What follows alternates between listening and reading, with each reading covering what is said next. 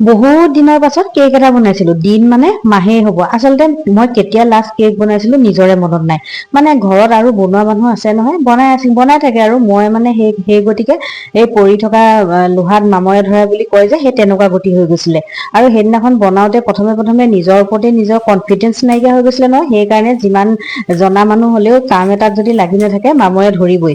বাৰু সেই মামৰে নধৰিবলৈকে মই সেই চেষ্টা।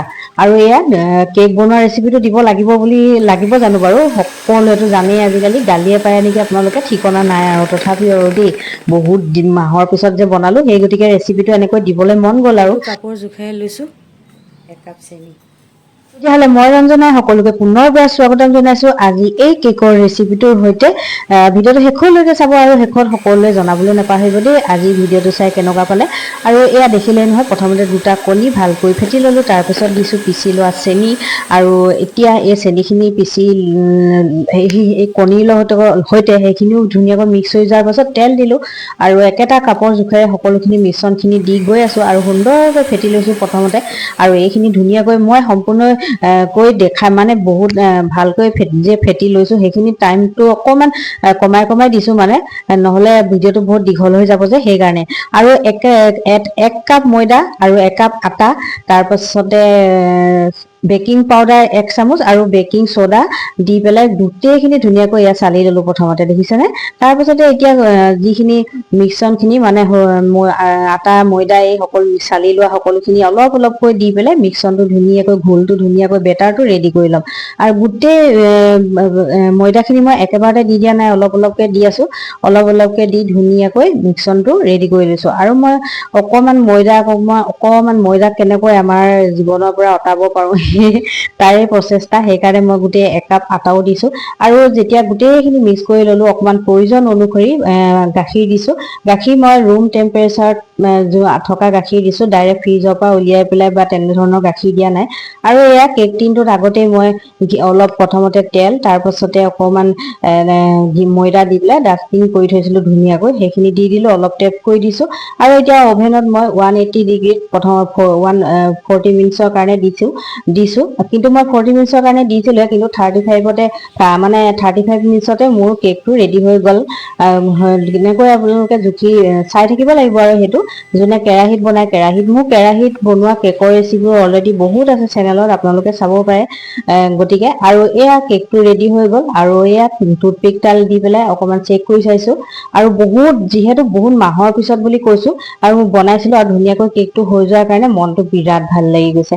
আৰু এনেকৈ তিতা টাৱেল এখন বা কিচেন টাৱেল এখন এনেকৈ দি থলে কি হয়, কেকটো চফ্ট হয়। আৰু এনেকৈ মই 10 মিনিট মান থৈ দিলো, 10 মিনিট মান থোৱাৰ পিছত কেকটো এনেকৈ চুৰি এখন দি চাইডটোক ঘূৰাই লৈ পেলাই ডিমল কৰি লৈছো। এতিয়া কেকটো এনেকৈ মই প্লেট এখনত উলিয়াই লৈছো। আৰু তাৰ পাছতে ধুনীয়াকৈ কাটি মেলি গৰম চাহৰ লগত, আপোনালোকে যিয়ে ভাল পায়, লাল চাহ, গাখীৰ চাহ, যোনে যি ভাল পায় সেই তাৰ লগতে বনাই মেলি পৰিবেশন কৰিব পাৰে আৰু। এই কেকৰ ৰেচিপিটো যদি এতিয়ালৈকে এনেকৈ বনোৱা নাই কোনেও, বনাই খাই সোৱাদ লৈ কেনেকুৱা পালে জনাব দেই বুলি যে আৰু নকওঁ আৰু দেই মই। কিয়টো গম পাইছে নহয়, কিয়টো হৈছে জানেই যে সকলোৱে, সেইকাৰণে। আকৌ অকমান দেৰি মই থৈ দিছিলো, তাৰ পাছতে সন্ধিয়া পৰত এয়া গাখীৰ চাহ একাপ বনাই চাহৰ জুতি ললো। আৰু আপোনালোকলৈ বুলি ৰেচিপিটো আগবঢ়ালো। তেতিয়াহ'লে এতিয়া সন্ধিয়া পৰত চাহ তাহ খাই মেলি লৈ সকলোকে খুৱাই মেলি লওক, ব'লক তেতিয়াহ'লে একেলগে গৈ এপাক ফুৰি আহোগে আমাৰ অৰুণাচলত থকা গল্ডেন পেগোডাৰ পৰা। আৰু তাত মানে সন্ধিয়া মই গৈছিলো বহুত বছৰৰ আগতে, কিন্তু সন্ধিয়াৰ সেই দৃশ্যখিনি চাবলৈ বহুত মন আছিল। মানে বহুত দিনৰ পৰা, যিহেতু মই গৈছিলো 6 বছৰ মান আগতে গৈছিলো, আৰু বহুত ভিডিঅ'ত বা ভিডিঅ'তকৈ বেছি আজিকালি ফটোতকৈও বেছি ভিডিঅ'তটো থাকেই সকলোৱে দেখি মোৰো মন এটা গৈ আছিল বোলো চামগৈ বুলি। গতিকে এবাৰ চাই আহোংগে, ব'লক একেলগে আকৌ মোৰ লগত। এই যে আমাৰ মনটোক ভাল লগাই ৰাখিবৰ বাবে নিজৰ ভাল লগা ভাল পোৱা কামবোৰ কৰি যাব লাগে। সকলোৱে জানেই হয়তো, নহয় জানো? কিন্তু ইমানো সহজ নহয় যে মনটো ভাল হৈ যাব।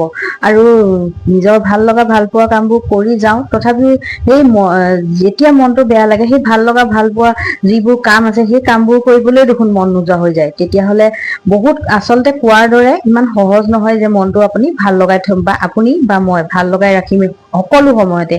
আৰু এয়া এই যে ভিডিঅ'খিনি মই দেখাই আছো মানে কৰি আছো গৈ আছো, এইখিনিও মোৰ এটা ভাল লগা কামৰ ভিতৰতে। মানে মই ফুৰি ভাল পাওঁ, ভিডিঅ' বনোৱাৰ কথা কোৱা নাই আচলতে, মই মানে ফুৰি চাকি ভাল পাওঁ। আৰু আজি 4 দিন মান হৈ গ'ল, মই আজি 4 দিনলৈকে নিজৰ মনটোক একেবাৰে সম্পূৰ্ণৰূপে ভাল কৰি তুলিব পৰা নাই। বহুত চেষ্টা কৰিছো, আৰু এই ভিডিঅ' বনোৱাটো তাৰ বনাই এই যে কথাখিনি কৈ আছো, এইটো তাৰ ভিতৰতে পৰে, মোৰ নিজৰ মন ভাল লগোৱাৰ মাধ্যম মানে তাৰ ভিতৰতে পৰে। তথাপিও আজি 4-5 দিন হৈ গ'ল, আৰু এই ভিডিঅ' ফুটেজ খিনি হৈ গ'ল এই 4 দিন মান হৈ গ'ল। মানে সেই চাওকচোন বাৰু, যোনটো কামত মই মনটোক সোমোৱাই ৰাখিছিলো, সেই কামটো মোৰ আজি কৰিবলৈ মন যোৱা নাই। আৰু সেয়াই আৰু কথাৰ মাধ্যমেৰে কবলৈ মন গ'ল, আৰু সেই গতিকে কলো আৰু দেই। ক্ৰেক এটা নিচিনা না কিবা এটা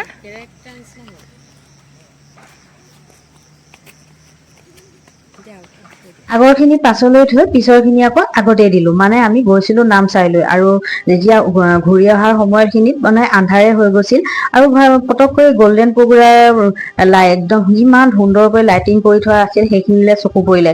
মই আকৌ আজিৰ পৰা 6 বছৰ মান আগতে গৈছিলো, তেতিয়া ইয়াত গল্ডেন পগুৰাত এনেকৈ লাইটিঙো নাছিল, আৰু ফ্ৰণ্টত যে ইমান দোকান হাট আছে সেইবোৰ একোৱে নাছিল।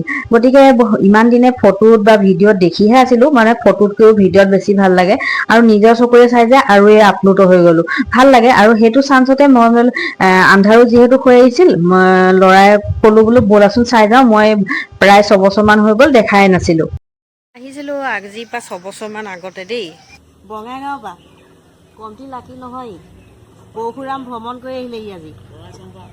লোৱাৰ আছাম, আপাৰ আছাম, লোৱাৰ আছামৰ পৰা আপাৰ আছাম আহিলে, আপাৰ আছাম আহি আজি পৰশুৰাম কুণ্ড ভ্ৰমণ কৰি আহিলে।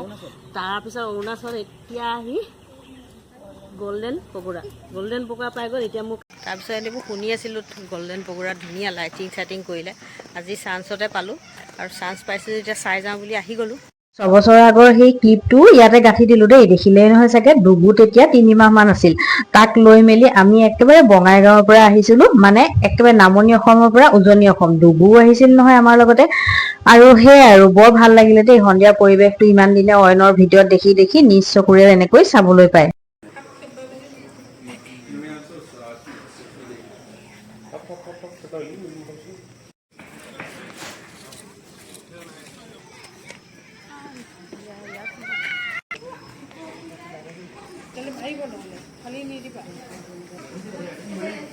সৌন্দৰ্য কি মজা লাগিছে যে। এতিয়া তোমাৰ অৰিজিনেলটো আহিছে, দেখিছা? ঠিকেই, গম নাপাইছিলোঁ মই। অটো এক্সপ'জাৰ হৈ থাকে ন কেমেৰাটোৱে, যিমান লাইট বেছিকৈ দিয়ে সেনেকৈ কৰি দিয়ে। ধ্যান কিন্তু দিয়া তুমি নাছিলোঁ। সেইটো মেনুৱেল কৰিব লাগিব, তেতিয়া ধুনীয়া আহিব ফটোটো। ফটো মাৰ টাইমত এনেকুৱাই, ফটোটো মাৰ ধুনীয়া ফটো এটা মাৰ। এয়া শুনিলেই নহয় বেকগ্ৰাউণ্ডত, লৰাই মানে মোক শিকাই আছিল ফটো বা ভিডিঅ' কৰা নতুন এটা টেকনিক। মানে শিক্ষাৰ শেষ নাই নহয়, বিশেষকৈ মোৰ দৰে মানুহৰ। সেয়াই আৰু শিকি আছো, গৈ আছো, আৰু ভাল লগা কামবোৰ এনেকৈ কৰি গৈ যেন মোৰ মনটো পুনৰবাৰ আকৌ আগৰ নিচিনা ভাল হৈ যায়, সেয়াই ভগৱানৰ ওচৰত কামনা আৰু দেই, এইবাৰ নিজেই নিজৰ কাৰণে। তেতিয়াহ'লে এনেকৈ আগলৈ লগ পাই থাকিম পুনৰ নতুন এটা ভিডিঅ'ৰ সৈতে অহাৰ প্ৰতিশ্ৰুতিৰে আজিলৈ ইমানেই, বাই বাই।